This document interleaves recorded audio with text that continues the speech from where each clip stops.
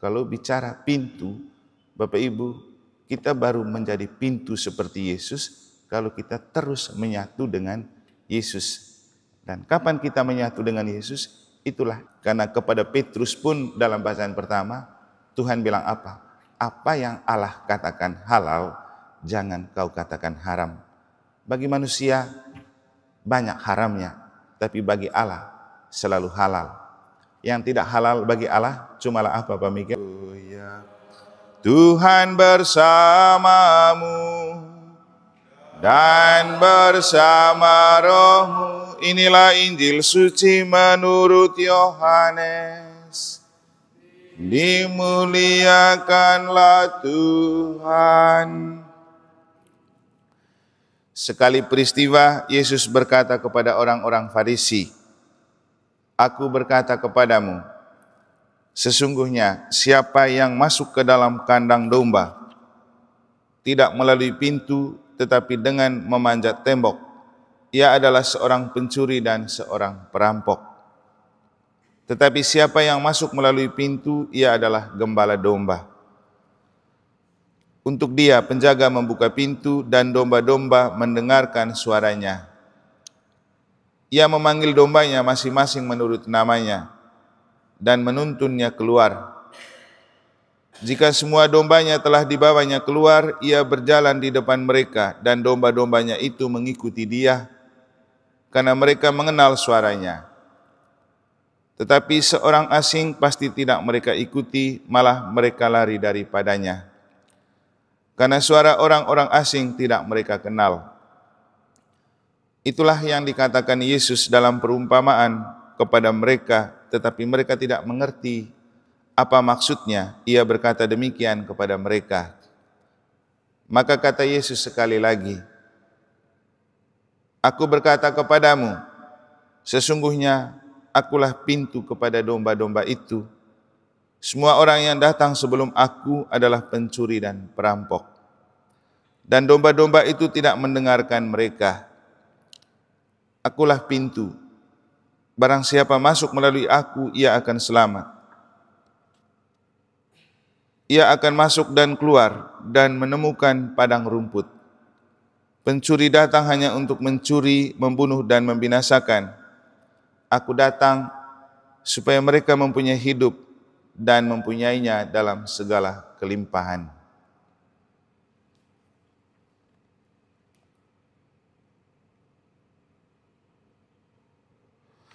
Demikianlah sabda Tuhan. Terpujilah Kristus.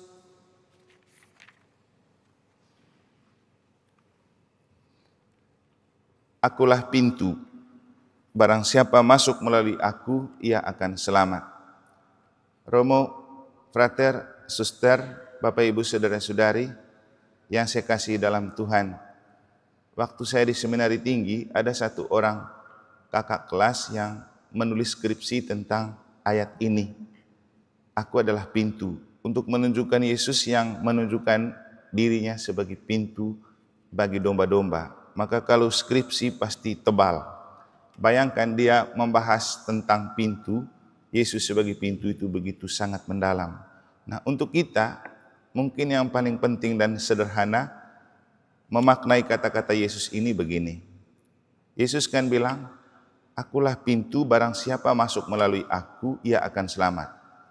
Berarti dengan ini Yesus menunjukkan diri dan menunjukkan pintu itu bukan sebagai sebuah keadaan, tapi seorang pribadi.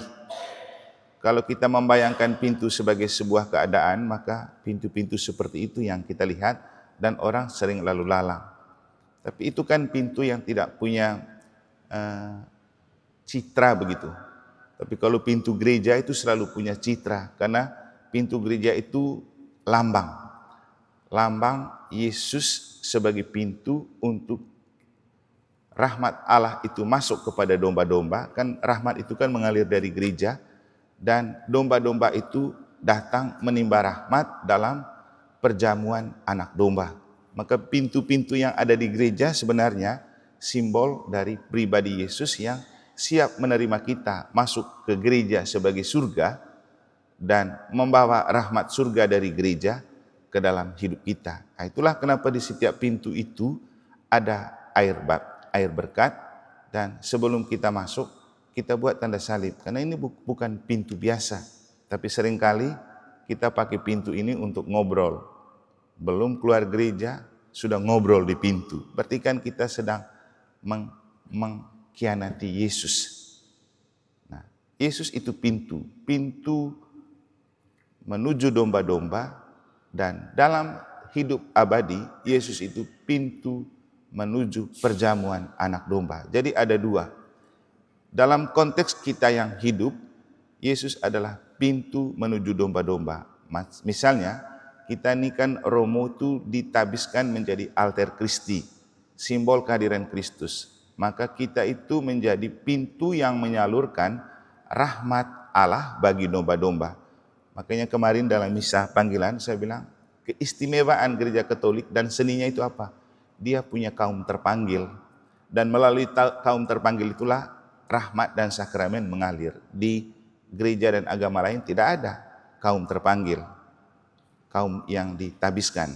Nah, kita yang ditabiskan menjadi pintu bagi domba, karena rahmat sakramen itu dialirkan kepada kita melalui pelayanan para imam.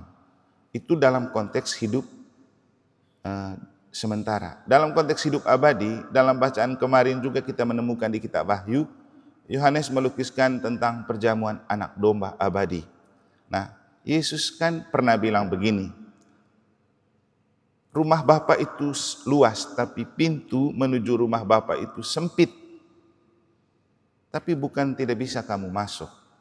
Dan kalau kita bicara pintu surga, juga tentang bukan keadaan, tapi pribadi. Maka kita mau badan besar, mau badan kecil, selalu punya kans untuk masuk surga. Karena kesempitan pintu itu bukan soal keadaan, tapi hanya melalui Yesus kita bisa masuk surga. Makanya Yesus bilang apa? Akulah pintu, akulah jalan, kebenaran, dan hidup menuju Bapa. Maka dalam sisi yang lain, ketika Yesus berbicara tentang dirinya adalah pintu, juga Yesus adalah pintu menuju perjamuan anak domba abadi. Hanya melalui Yesus kita bisa sampai ke surga. Bapak Ibu Saudara-saudari, dengan Yesus menempatkan diri sebagai pintu, kita pun diajak untuk menjadi pintu. Pintu apa? Pintu rahmat bagi sesama. Itulah kenapa tahun 2000 berapa itu ya Frater ya? Ada tahun pintu belas kasih. Dan sekarang kita maknai lagi tahun Yobel dengan simbol pintu belas kasih. Kenapa?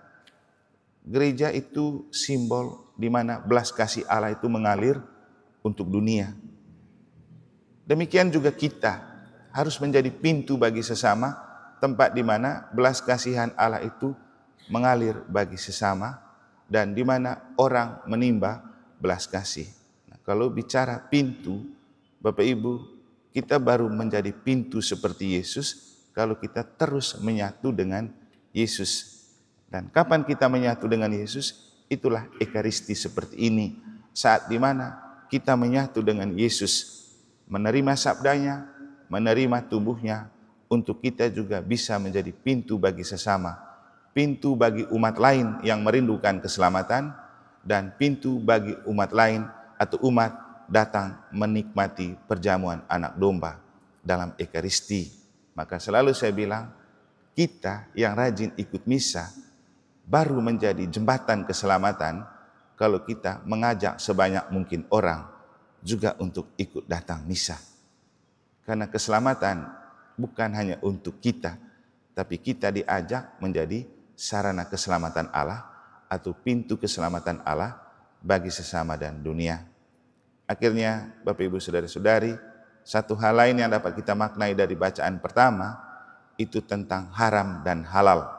Kita hidup di tempat di mana seringkali apa yang kita alami dan kita lakukan itu dianggap haram. Mulai sekarang tidak perlu kita takut kalau manusia mencap dan menilai apa yang kita nikmati itu haram. Karena kepada Petrus pun dalam bacaan pertama Tuhan bilang apa? Apa yang Allah katakan halal, jangan kau katakan haram. Bagi manusia banyak haramnya, tapi bagi Allah selalu halal. Yang tidak halal bagi Allah cumalah apa Pak Mikel? Dosa. Bapak Ibu, kita hidup untuk menikmati yang halal dari Tuhan, dan jangan terlalu kebaperan atau merasa underdog dan tidak berharga ketika orang menilai kita haram. Manusia boleh mengatakan kita haram, tapi ketika kita punya hati yang selalu terbuka kepada Allah dan menjadi pintu seperti Yesus, kita adalah orang-orang yang halal di hadapan Allah. Semoga Tuhan memberkati.